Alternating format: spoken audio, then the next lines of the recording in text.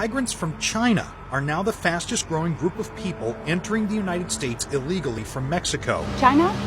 Why are we seeing these growing numbers? Here's what we know. New York?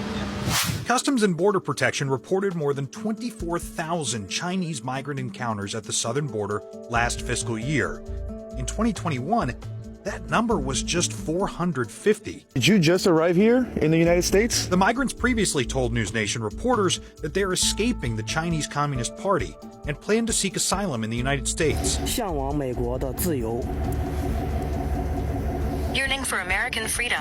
Some fly to Ecuador, where no visa is needed, and then travel north. 厄瓜多尔、巴拿马。 Others are flying into Tijuana Airport before being guided across the border by smugglers. The Chinese migrants are reportedly willing to pay cartels up to $35,000 for smuggling services. And for a lot of them, it pays off. More than 50% of Chinese asylum applications were granted in the 2023 fiscal year. That's much higher than the average across all nationalities, which is only 14%. So why are these migrants seeking asylum instead of trying to enter the US legally with a visa? One possible reason is that the United States tightened visa restrictions for people from China over the last several years. In 2016, the US issued 2.2 million temporary visas. In 2022, that number dropped to just 160,000. They've always consistently had high numbers of asylum seekers. I think second to that is the processing times in the embassies, the US embassies in China are taking so long.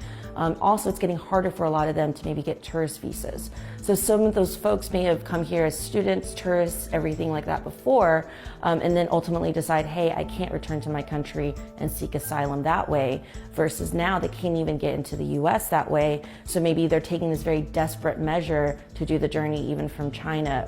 Social media has also likely played a role in the border crossings, allowing potential migrants to better understand the process and see what the journey is like to enter the United States. ¿Cuántas familias están aquí?